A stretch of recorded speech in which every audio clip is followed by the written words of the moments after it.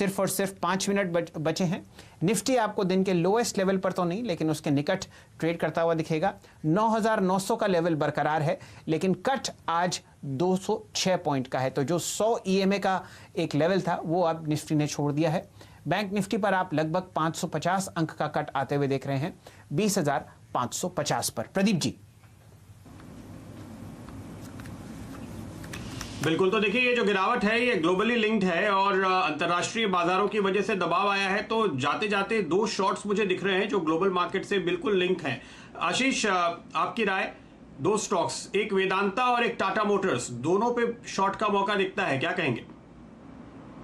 देखिए मेटल्स में in general तो थोड़ा हिंडाल्को वगैरह में पॉजिटिव इंटरेस्ट है, बट वेदांता हम देख रहे हैं कि डिस्पाइट जो इंटरेस्ट हिंडाल्को या टाटा स्टील में वो कहीं ना कहीं थोड़ा मिसिंग है वेदांता में, तो यहाँ पर पे डिप 96, 95 तक देखने को मिल सकती है। 102, 80, 103 पे बहुत रेजिस्टेंस है, तो 103 के ऊपर का एक स्टॉप लॉस इसमें लगाना चाहिए और 96 तक की डाउन साइड इसके अंदर देखने को नजर आ सकती है। ओके, और टाटा मोटर्स पे अजीत जरा आप नजर डालिए, क्या लेवल देखते हैं? ये भी एक शॉर्ट का ट्रेड बनाएंगे?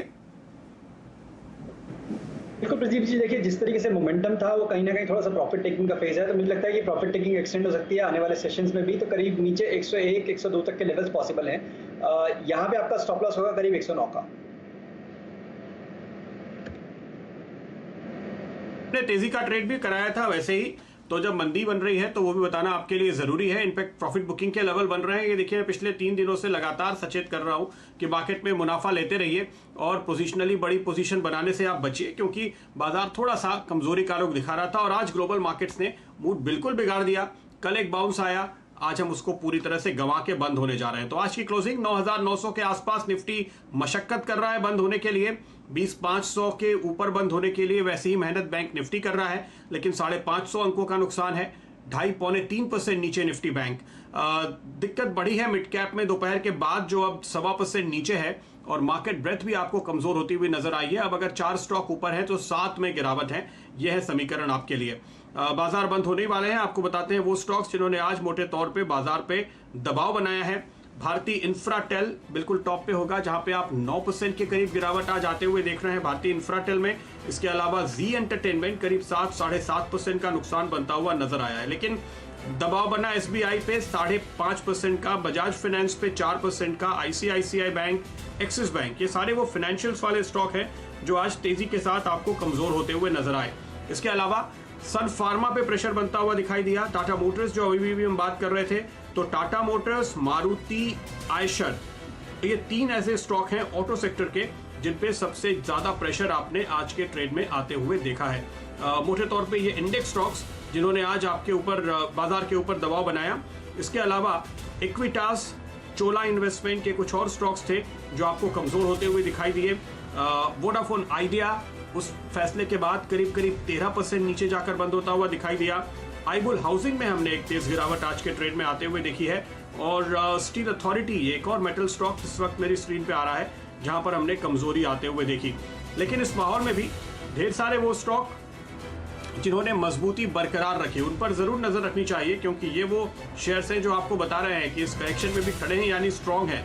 इंडसइंड बैंक देखिए 4.5% ऊपर, यह आपको बंद होता हुआ नजर आएगा आज कारोबार खत्म होते होते आखिरी मिनटों के दौरान, तो इसमें अच्छी मजबूती रही, मजबूती आपने आते हुए देखी। इसके अलावा कुछ शुगर स्टॉक्स में जैसे कि बजाज हिंदुस्तान, हालांकि थोड़ी प्रॉफिट बुकिंग इन तमाम काउंटर्स पे आपको बाद में आती हुई नजर आई। ब्रॉड मार्केट पे नजर डालते हैं। मिड कैप्स में पीवीआर देखिए, यह आपको करीब 5-5.5% ऊपर बंद होता हुआ दिखाई देगा।